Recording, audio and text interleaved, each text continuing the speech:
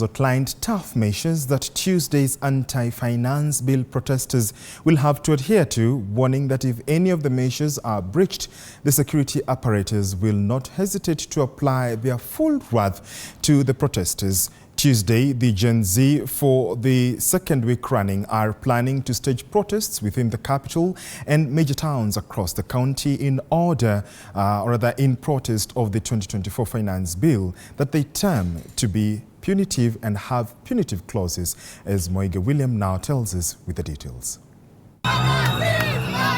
Monday, hours before the start of the Anti-Finance Bill 2024 protest, Cabinet Secretary for Interior Kithure Kindiki outlined a number of measures that protesters will be required to adhere to for the planned protest within the country's capital and other major towns.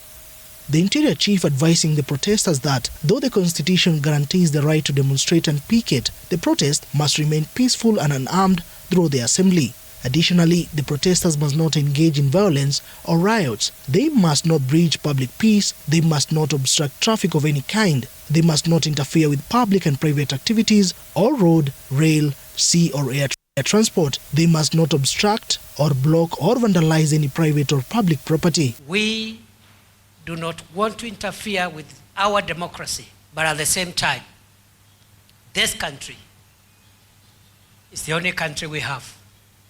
And the rule of law is the only thing that puts us together and makes us equal. Further, the professor of law was quick to add other guidelines that should not be breached, that include to inform the police of the intended routes and timings, call off the activities at sunset or at 6:30 p.m., not to provoke, attack or obstruct law enforcement officers, and follow the guidelines of law enforcement officers. Fellow Kenyans, it doesn't matter whether you're supporting the demonstrators or you are against the demonstrators, we will treat you as a criminal.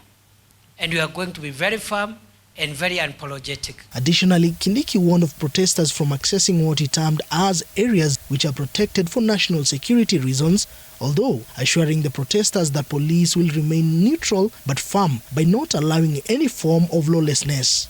Moige William, TV 47.